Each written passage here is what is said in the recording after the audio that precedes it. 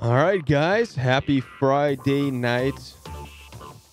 I'm going to go ahead and get started and fire everything up here. It is just about 10 o'clock p.m. Central Standard Time, so we're going to start the Royal We Live. I'm going to wait just a few minutes and allow people to jump on because it does take a little bit of time. There is a delay. There's a lag from what I see. So I'm going to wait just a couple minutes, make sure everything is set up.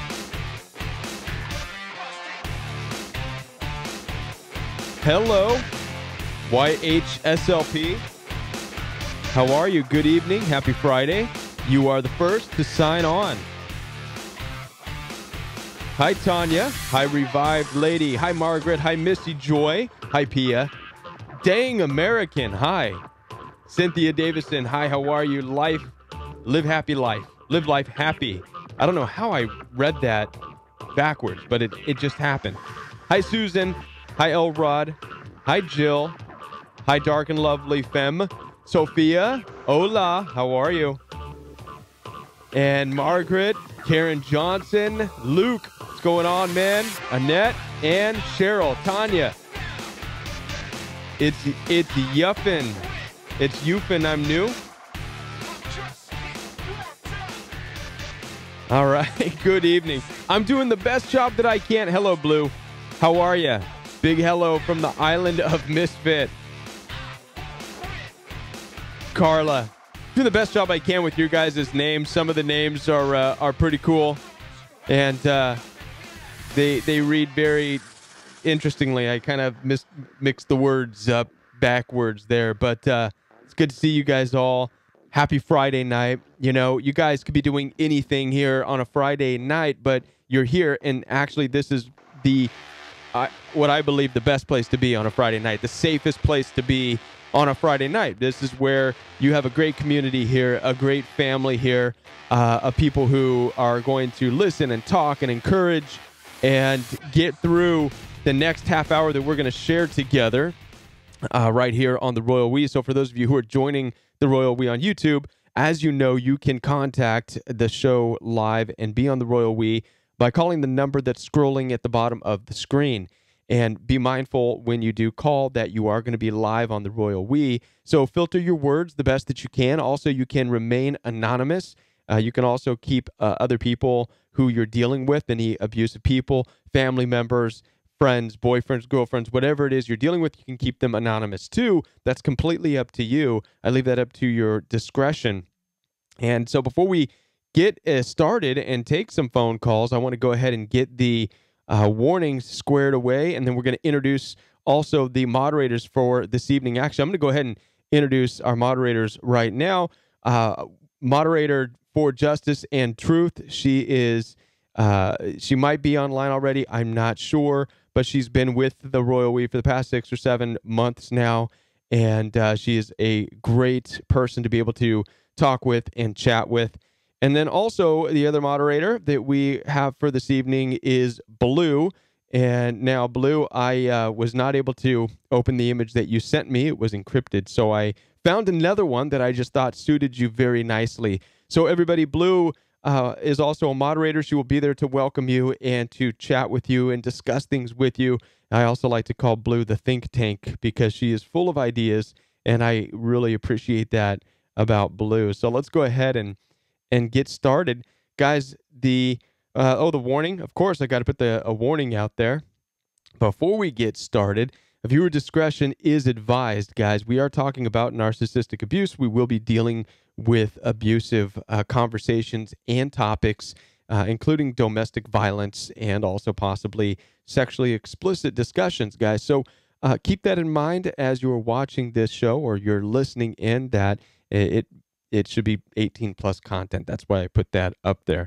All right, guys. And with that, I got through most of that fairly quickly. Let's go ahead and get started with the show. I'm going to leave the telephone number up. The phone line is open. Now, guys, it's important that you take an opportunity to call, and I'm going to share why it's important for you to contact. Number one, you get to articulate your questions, right? Not only articulate them yourself, but you get help in articulating your questions and wondering if you are dealing with narcissistic abuse and how to get through the pain and what's going on and how to not go back into the painful situation, how to go no contact, all the important questions that you have, you get to articulate it.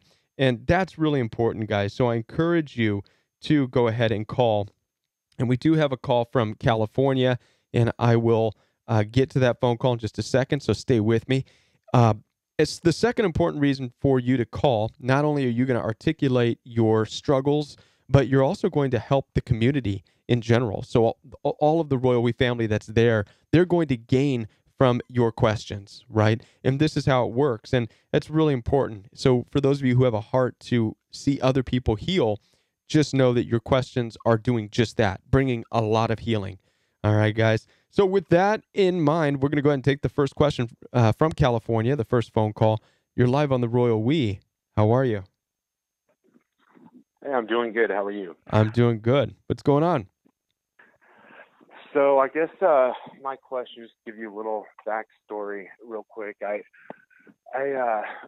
live in Texas, actually. I moved out from Utah with my wife, and Okay. upon moving out here, this was in, I guess, 2016, I found out that she was having an affair. I saw videos and text messages, all sorts of stuff that was pretty hard on my own. She didn't, come to me with it. I figured it out through just, being suspicious and being able to tell something was not right. And so shortly thereafter, she was pregnant, and With so I pregnant made the with you? decision. Was it pregnant from you? Well, I didn't know. I Okay. didn't know. I wasn't sure. But I did make the decision that no matter what, I was going to stay and try and forgive her for the sake of probably my child. When my child was born, I did do a DNA swab on him, which is always every parent's dream to have to do that. But I got 99.9% back on the DNA test, so that was a relief, and I really,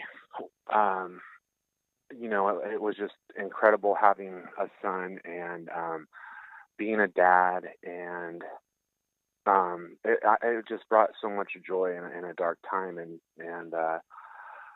Mom and I continued to fight and on and off, and she would, write me apology letters. I was spending money on going to weekend recoveries, Christian healing things, all sorts of stuff, trying to do whatever I can. And that empathy, I was just so addicted in trying to get her to see what she did. And I mean, she never told me the truth about anything. She never shed a tear. Let me ask you, did it, and this is an important question, is it something that continued on, or was this a one-time deal that she got stuck under the stigma of it, and you never quite were able to recover from it? So, well, I found out, and I mean, I don't know everything still, but I found out that she slept with him at her bridal shower, and then continued to have the affair. She would tell me she was going back to California to visit with her family, and her affair partner lived about 10 minutes away. So she would go out there for a family trip and sneak out her window and go spend the night at his house. Well, just that probably happened, that happened throughout us going to recovery, and her saying, like, I'm so sorry. I'll never do that to you again. In June, I found out through a tracking on our phone plan that she was staying the night at his house. And so when she came back from that California trip, I filed for divorce. And the day she found out that I filed for divorce, I guess that July 20th, she called CPS and reported all these false allegations about me, and CPS came out and actually, closed the case and said, ruled out. She accused me of neglect and hurting my son and hurting, her. And I happened to have a home security camera that picked up the whole morning of these false allegations. That was really my saving grace. Right. But since then, I mean, she has my son. I'm waiting for. I guess my question is, what can I do? Is there anything that I can do as far as going to court to show this? I mean, the first judge we had denied a psychological eval, so I wasn't able to get. What exactly do you want to show?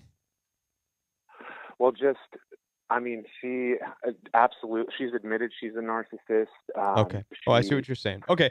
Well, here's the deal with that. No, right? I don't know. I don't believe that the courts will recognize narcissism in an effort to. Well, let me ask you this question first of all. What would you like to see happen? Right. So if you're going to court, it's going to be for a reason. What are you hoping to achieve? Let's get to that. What do you want to have happen here in the situation? I want my son to have a relationship with both of his parents. So do you not? Trying to move back. So are you not allowed right now? No, not until I go in. I've seen my son. I got an hour with him. Okay. This last Sunday. Before that, I hadn't seen him since his birthday when he was 2 years old. So here's my suggestion. Yeah. Here's my suggestion on all this. Forget the narcissistic stuff, all right? Because it's not really a good case to go in there and tell the judge, well, she's a narcissist and she did. They already know, especially if you filed for divorce, went through the divorce proceedings, they know that it's irreconcilable differences, that she cheated, there's affairs, this and that. What you need to do is fight for your son.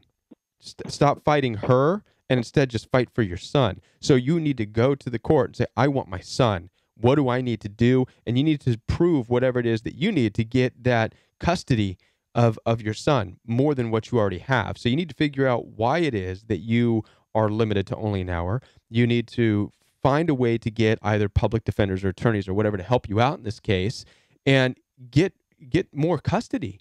That's what you need to fight. So it's not about fighting down the narcissist. It's about fighting up for your son. Does that make sense? Right. Because if you go in there, if you go in there swinging bats towards the ex-wife, chances are the judge and everybody's going to look at you as though there might be something wrong. That's what you risk when you do that, because it'll be very emotionally charged, right? You don't want to do that. You don't want to go in there with vengeance. Absolutely. You don't want to go in there with vengeance and spite. You want to go in there because you want to be a father.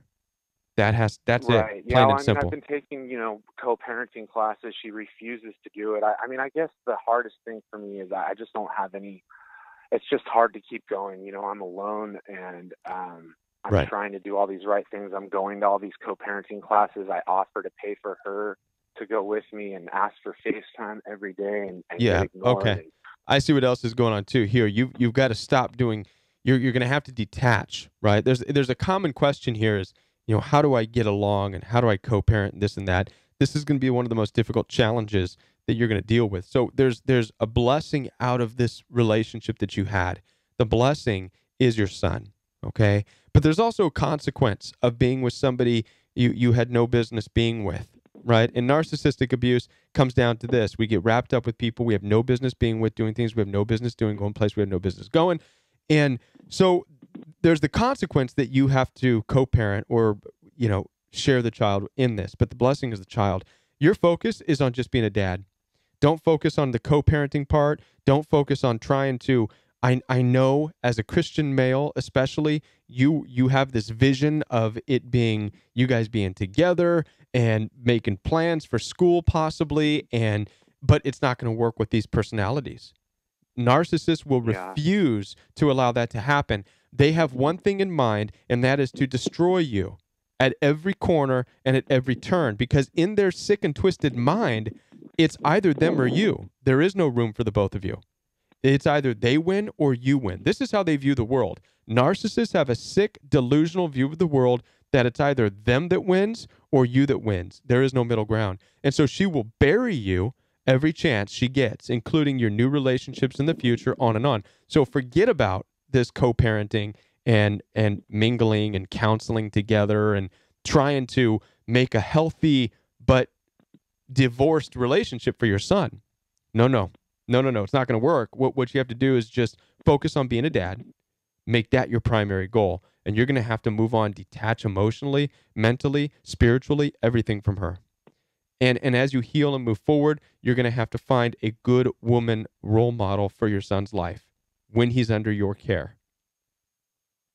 Does that make sense? Thank you. I think that's it's just been hard, I guess. It is hard. Thinking about the future, I haven't really been able to do that because there isn't another woman or anything right now. So it's that's good. And that's good. I just want that for him so bad. Right, but you got to and be patient on that, right? This is the time in your vulnerability, this is the time where mistakes are made, right? I'm willing to bet everybody here in the chat, everybody online would say that they met, the narcissist. Not all of them, but primarily the majority of us get involved when we're vulnerable. A loss of a job, a loss of a family member, a loss of a relationship, and we go right into the nurturing arms of what looks like a mirror, someone mirroring back to us our own reflection, right. and our best qualities.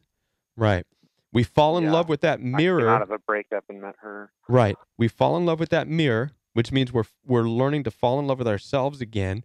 And then once that mirror shatters, we're no longer looking at ourselves. We're looking at this monster that was holding the mirror up, and that is the narcissist, right? So in your vulnerable state, you're actually best off right where you are right now, man. Just calling and talking to people, healing, getting through this vulnerable time, finding your own inner strength, who you are, what you're called to do, and in time, find a suitable partner, right? Not arms to run to, right? You don't want to do that when you're vulnerable. You've got plenty of arms to run to right here in this chat room. I guarantee you, man. And it's okay. You know what I mean? That's so good to know. Yeah, absolutely. Yeah, I guess I do. I just need some support from people that understand. Sure. So I guess and this is the best place to be. I know that the people right here. I know Blue's there. And all kinds of, everybody there. Like I said, most people here are there to support. And so, so hang out for a while, chat with people. I know Blue for Justice and Truth is also there, the moderators, and just hang out, chat, and find the encouragement. All right, man? Cool. Well, thank you, guys. Thank you, everyone. Right on. Have a great night. Thank you. Bye. That was a great call. Thank you. The phone line is back open, guys, and my heart really goes out to those who are struggling through a marriage or a divorce, and especially when there's a child involved and there's co-parenting, because you really get torn. And I hear it all the time that you get torn between knowing that you want to be a parent, but also this idea that you can somehow have some kind of a workable, manageable relationship with the narcissist, and it does not work like that. And so we're going to take another call from California. You're live on the Royal We. Hey, Kevin, man, thank you so much for what you're doing. Your videos have been helping me out a lot for the last 2 months. Thank you. Appreciate that. What's going on? November 30th, found out, she's cheating again. And of course, for the next month, I was dumb enough to want to take her back. Thank God she wouldn't let that happen, and just playing around. But to make a long story short, I work with her, and I have to see her 4 or 5 days a week at work. And, I went through learning through you and your videos. I went through the smear campaign. I went through all the stuff that, she would try and tell other people, even though I'm one of the people there that are looked highly upon because I'm a good-hearted guy, and I'm just really nice to everyone, and everybody knows me, and they also, half of them see who she is, but the problem is I do have to see her, and it's like making a hard situation harder, Sure, right. It's not easy seeing them, right? This is something that I challenge people, and you, especially if you're trying to go no contact. Are you trying to go no contact? I have. A matter of fact, finally, for the last 2.5 weeks, I've started to just ignore her as much as I can at work. Right. And of course, whenever I pass by, she's in front of the other girls at work going, "Oh, hi," just trying to make it seem like I'm going to be her friend again after the stuff she put me through for a year and a half. Sure. Yeah. I mean, because I finally see the monster and the demon she is, and that, you know, and the funny thing is she warned me from the very get-go a year and a half ago, hey, I'm a bad person, this is who I am, but of course I had to go fall in love with her, and well, I just need a little advice for how to finally handle, even though I started to ignore her, we're going to be thrust back together in the same office again here in about 3 weeks, and kind of wondering how to handle it.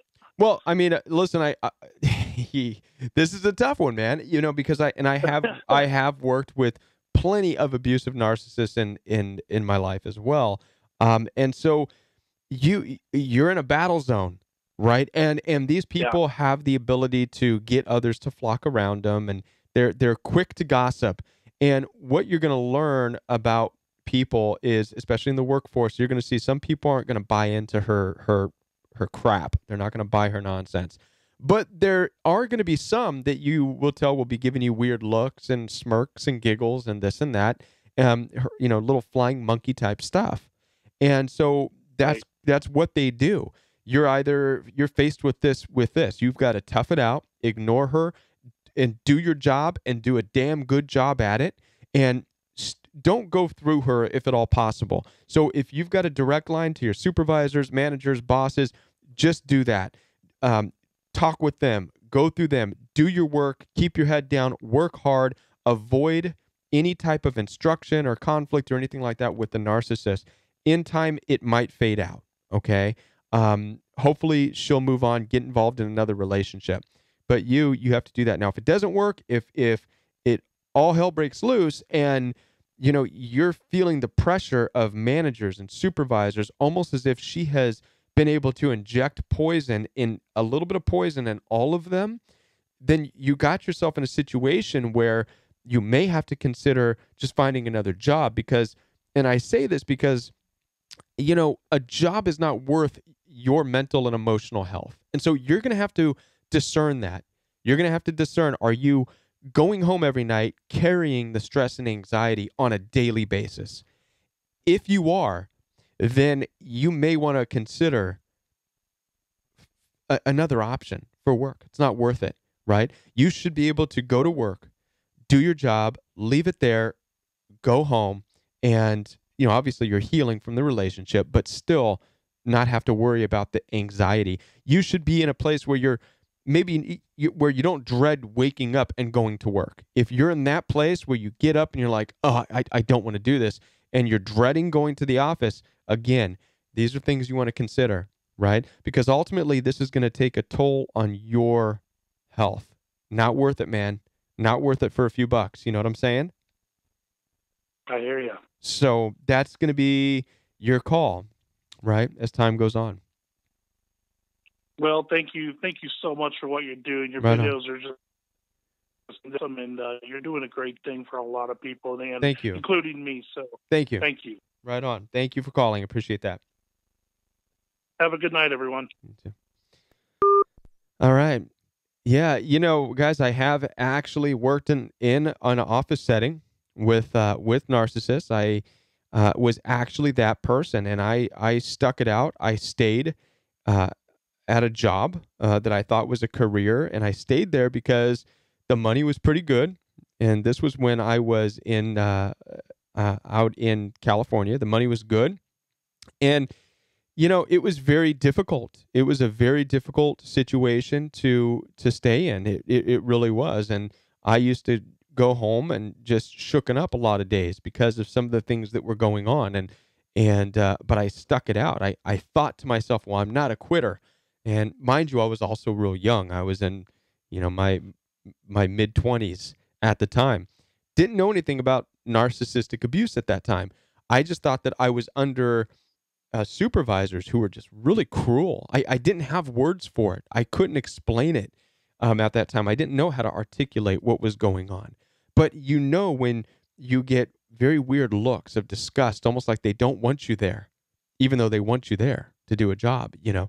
So it was very difficult. And I would go home and I used to just pray that something would happen to get me out of that job. anyways, 10 years I was in that workforce, that job. And after 10 years, something finally came up to where I was in this predicament at work, and I was able to um, be released, and it worked out. It was bittersweet, I have to say that. We got a phone call from Maryland. Thank you for calling. You're live on the Royal We. Hello. Hi, how are you? I'm good. How are you? Good. It's a pleasure to get in live with you this evening. I want to thank you for everything you do. Thank I you. really like your videos. Thank you. What's going on? Yeah, so, well, I'm learning about narcissistic abuse and Right. understanding that I am a survivor of narcissistic abuse. I have been married to my narcissistic husband for almost 19 years, Okay. and we have 6 children together.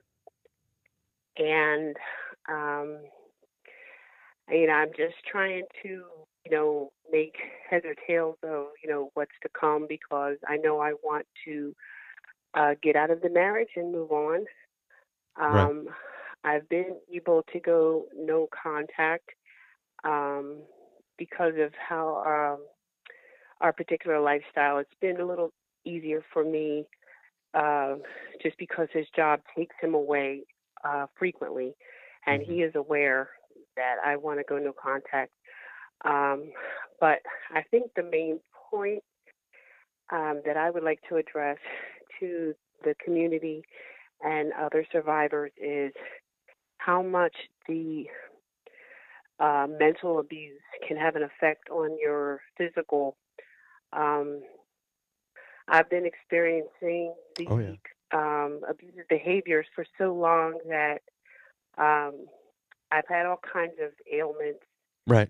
and sicknesses, and um, I've just recently been diagnosed with stage 4 breast cancer, which I have a lot of evidence um, that um, my marriage and the stress and just the lifestyle that I've been living, being married to a narcissist, um, it definitely has manifested into my illness. I'm happy to say that my cancer has gone into complete remission. Oh, that's good. Uh, it is good, but I want to advocate to other abused victims and survivors that they really just need to be careful of Absolutely. how they allow someone to treat them because, I had some codependent tendencies and I would just kind of internalize a lot of the mistreatment and manipulation. And um, I truly do believe that it partially led to my sickness. And I can't emphasize enough that we all need to just take care of ourselves first and foremost. I put a lot of Right. time into my marriage and also into our children. Um, Also, sad to say that our oldest child has many of the tendencies of his father, Mhm. and I've had to go no contact with him as well. Okay. But Right. that's a good thing because I'm just trying to omit any kind of toxic energy or contact with anyone. So And that's important, especially if you unfortunately, have a diagnosis of, cancer and have health issues. And I want to affirm you because in knowing that you're right.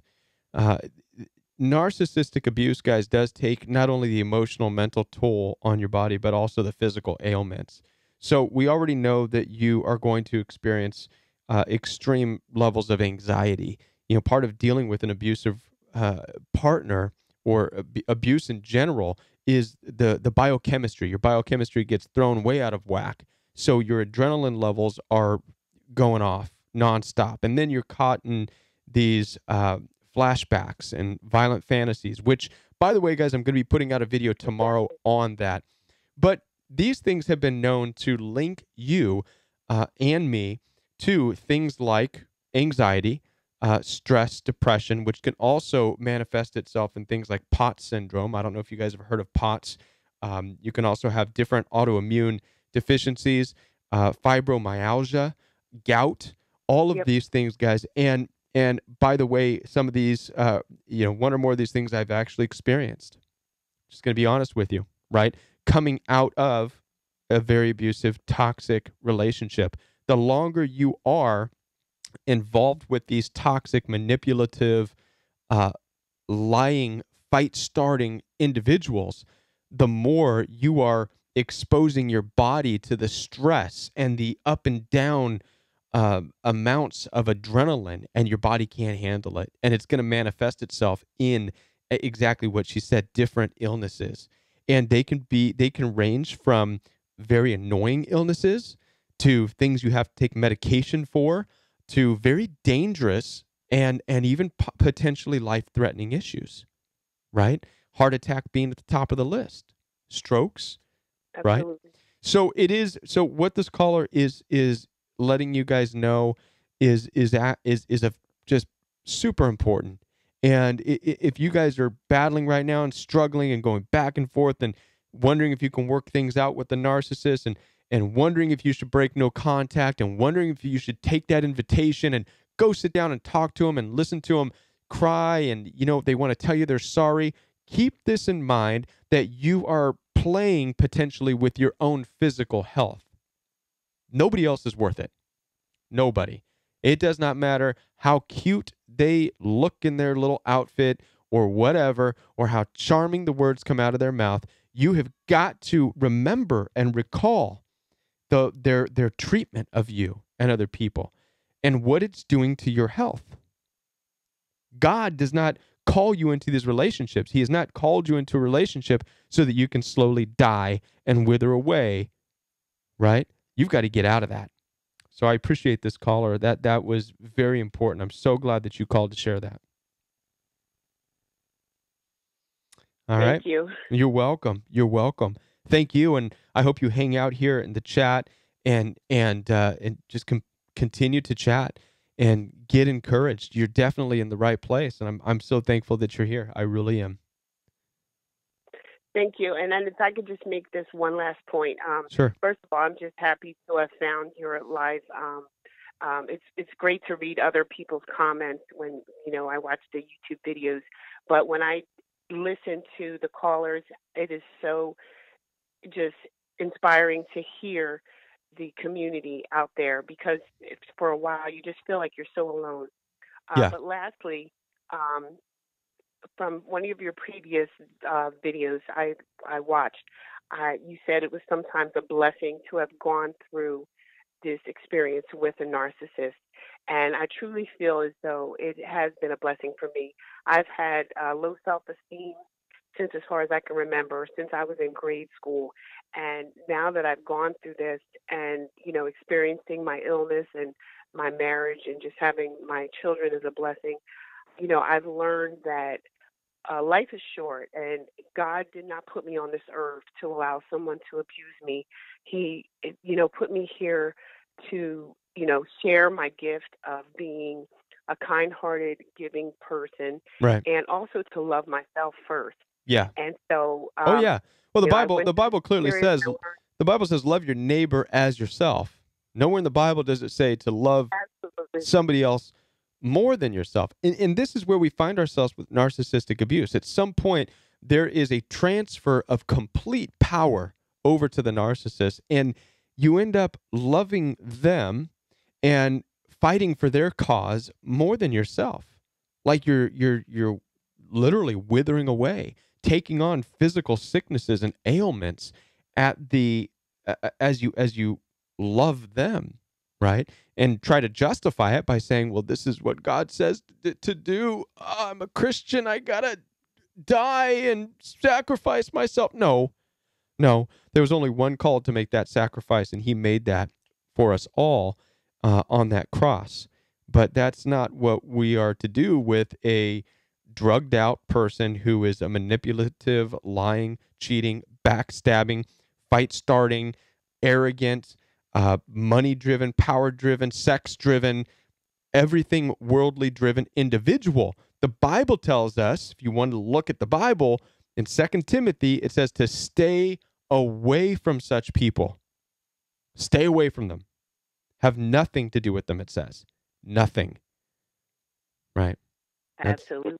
And that oftentimes is a far cry from where we're at with them. Well, thank you. Listen, I want to thank you for your call. I want to try and squeeze one more phone call in here before the night's out. And but I encourage you to stay involved in there in the chat and talk to some people, okay? Absolutely. God bless you. Thank you. Bye. Bye-bye. That was an excellent phone call. It's not often that we talk about the physical illnesses that come as a result of being involved with abusive narcissists, but that's real. It's real, guys. The physical sicknesses is real. We got a call from Tennessee. You're live on the Royal We. Hey, Kevin. Thanks for doing this. Need a little guidance. So my situation is I was married for over 20 years, and about a year and a half ago, he just walked in and changed his mind. And within the year, I put so much work into, making sure I'm okay, putting the kids in counseling. I've nonstop listening to, the YouTube and things to what I should do. And the whole last year, we tried to work it out a year after the divorce. That didn't work. And he's gone off and gotten married to his new wife after meeting, picked her up online and met her. And within the year, he married her. Okay. So that was December. And that's fine. I did everything textbook. I didn't react. I didn't contact. I didn't cause a fit. I still have not met her. None of that has ever taken place. Okay. But what I'm getting is, and we have 2 children, what I'm getting is still a constant, I'm calling tonight because I've got text today, and I've never said up until just this last week, leave me alone. You need to leave me alone. Say it. And I'm kind of calling him out tonight and saying, you need to focus on, he's looking for any excuse to contact me. I can't flat out block him, but I've ignored text really well for the last couple months. Good. But tonight, I'm saying you need to stop. He thinks we need to, all of a sudden he's showing up to my kids' counseling after 2 years of them being in it. Anything to get my attention. Right. You're married a month now, and my thing to him is, and this is what I want to know, am I doing right or doing wrong here? Am I making things worse or better? You're doing right. Because my shutdown tonight was knowing that she's most likely reading over his shoulder. Mm-hmm. And again, I don't know this woman. I've never met this woman. Focus on your new wife, because if I were her, I would not want my new husband contacting the ex-wife as much as you are. That sounds. He's stealing. He's lying. It sounds very.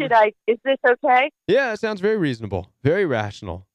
It does. It makes complete sense, right? You need to say, leave me alone. Go tend to your wife. Leave me alone, right? Okay. And it doesn't have to be lengthy. You don't have to write a 2-page dissertation, and which is oftentimes what they want.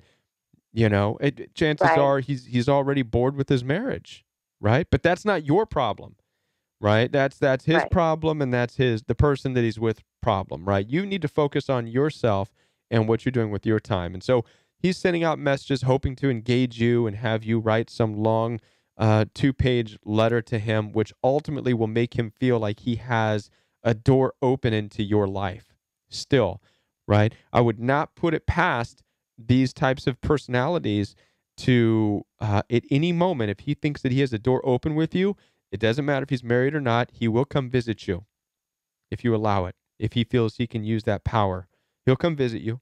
Right. And so you don't want that to happen, right? So you've got to just squash it. What you said was perfect. End it immediately. And I would, after you send him that text, turn your phone off. Boom. Done. Okay. Right? Okay. And don't respond to that way. You don't have to see the text for the night, unless you're expecting somebody else to call you or text you or whatever. But if you're not, shut that bad boy off, go to bed, wake up in the morning. See that he sent you 5 texts, whatever, delete them all. Okay. All right? Okay. Yes, thank you. Thank you for calling. I appreciate it. Bye. Bye.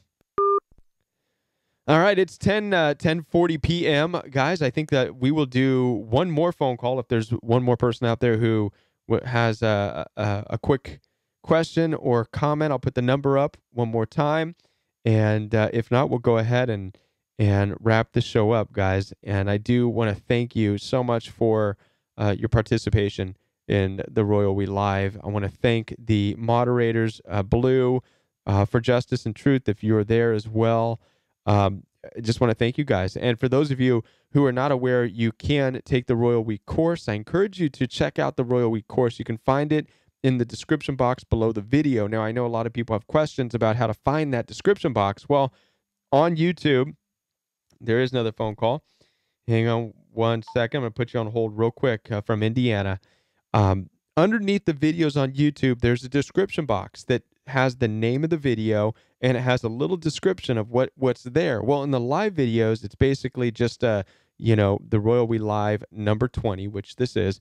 Underneath that, you will see the link to the course. Click on that. It will take you to the Royal We course page where you can find out more about the Royal We course.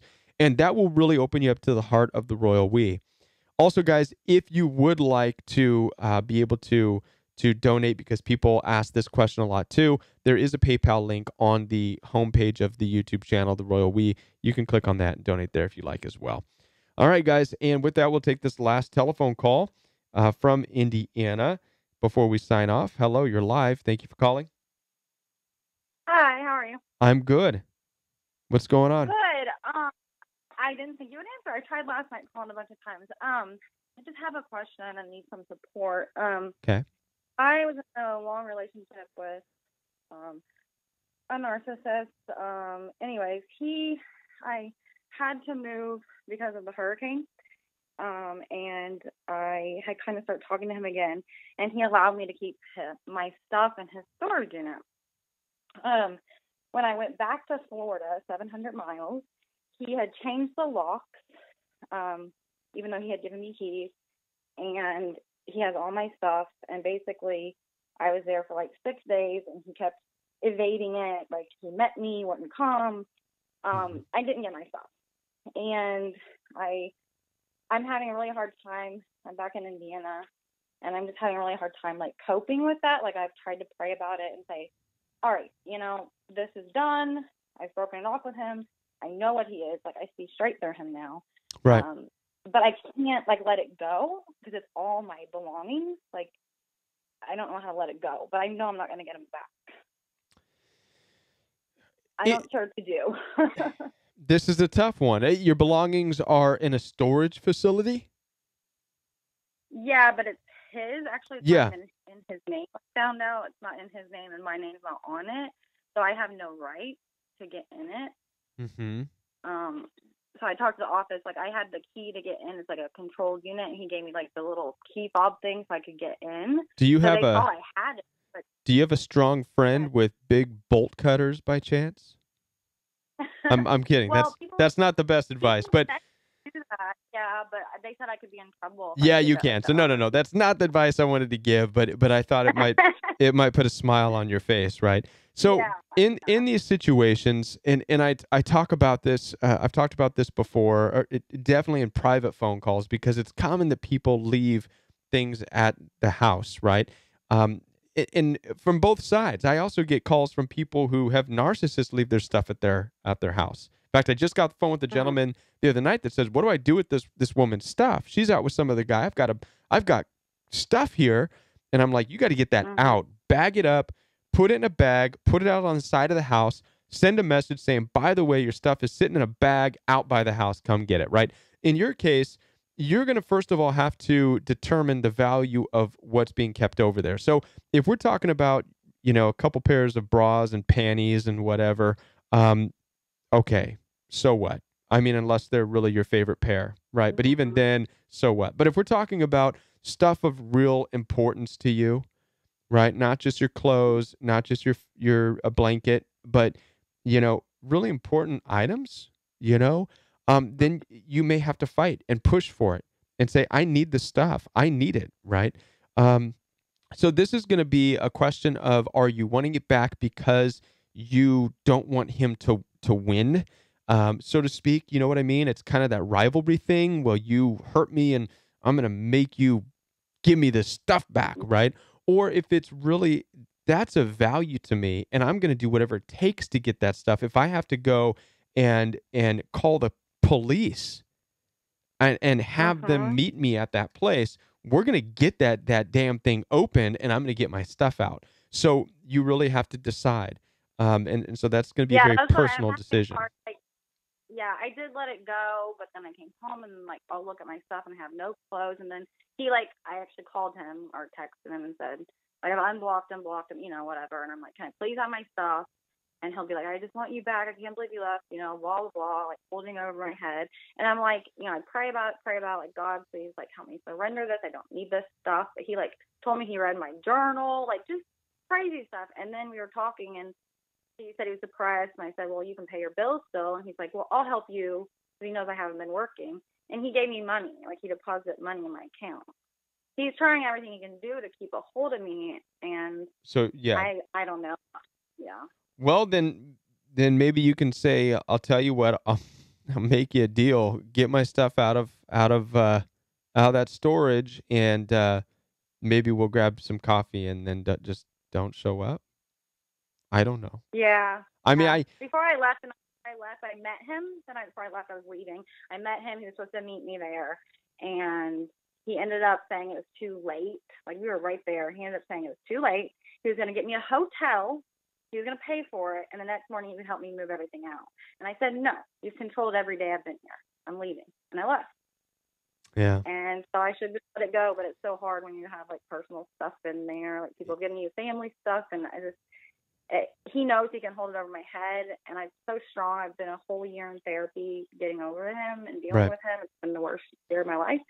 And I need to just let it go, and for some reason I can't. So I just have to keep praying about it, I guess. Keep praying, because I can help. I mean, in all honesty, and I know I've been using a little bit of sarcasm, but and I apologize for that. It is late here, but in all honesty, I can tell in your voice that you even struggle to know the value of what it is you're talking about, right? And so, in all honesty, like I said, this is going to be a decision. Because I can hear it in your voice. It's not like anything that's in that storage is nothing that you're crying over. Okay. So it's going to be more of this, well, it's my stuff. And I get that. It's my clothes. But is it worth the constant engagement and the back and forth? And is it worth your mental, emotional health? If it's a couple strands of clothes, it's probably not. Right. So you've got to consider and weigh these things out. You really do. If you're able to move on and go buy a new pair of jeans and sneakers, then by all means go and do it. You know what I mean? But it's like if he's in my life at all, which everybody knows, just a little bit of them in your life as they infiltrate your whole life. They and do. I know he's just being in my life, just that little bitty bit. He's still stealing it. Yeah, and this is true, and this is why it's so important. Right. Part of going no contact and detaching, again, it's not about what they do. It's about what you do. It's a huge exercise in learning how to let go, because he has infiltrated your life. It is an infiltration, and it consumes you. And it's a part of that consumption of you that makes you use any reason to go back, to contact them, to let them know how wrong they are, even if that means you call them to get your stuff out of storage. In a way, it's out of this place of, you wronged me. And this is what we have to watch out for, because that is a never-ending black hole of not being able to heal. You follow me? Exactly. Whereas if you're able to detach and let go, and if you really want to know what it is to detach, I made a video called Detachment, and I used the scenario of that young guy who was hiking, fell, and a rock fell on his hand. They made a movie of it, 12 hours, and he was stuck there, and he was either going to die or find a way out. He took a knife out, and he cut his own limb off, his hand off, so that he can save his life. So talk about sacrificing something you think you need so that you can move on and heal. right? If he would have stayed there and Yeah. fought with that thing and tried to fight the boulder and tried to push the boulder, he would have died there, right? And this is what we don't want. We don't want to die in a place where we're back and forthing with a narcissist. We want to detach from whatever we need to detach with and just get the heck out and live to move on. Yeah, it's a weird place to be, like, because it's been a year, so it's like I know all of this. Like, it's so intellectually I know it, and I'm almost pretty good at it now. Like, I know him, but it's just so I can still get caught in it, even though I know it. I know it all. Absolutely. I know this. But yeah, so I've been wanting to say that to some people in a support place, I could say it, because nobody really quite understands, like, in my family or anything, you know? But it's like, well, and that's why I right, and that's why I use that analogy, is because of the pain that's involved, right? So, like you said, we know, okay, we got to go, and it sounds so easy, and a lot of people will make it sound easy. Well, just leave them, just ignore them, just don't listen. I heard that all the time when I was dealing with the abusive narcissist. Oh, just shrug it off. Oh, just leave it alone. Oh, who cares? That's just their personality. But inside, I was dying because I didn't get it, and I'm like, you guys don't get it. This is painful. They have crushed my being, right? And I, even the church, I felt let down by the church, because you go to and I don't know if you go to church, but I did. I was active in worship, and all I would hear was, well, just love them. That's what you're commanded to do. Love these people. And I'm like, you don't get it. They hate your love, and it's killing me. It's sucking the love out of me and filling me with death instead, and I can't do it anymore, right? And so that's why it's a very painful process. It's not easy. So this is why, you can know all this stuff rationally speaking, but you have to deal with the emotions of it. It's real, right? The struggle's real. It's not a joke. It's real.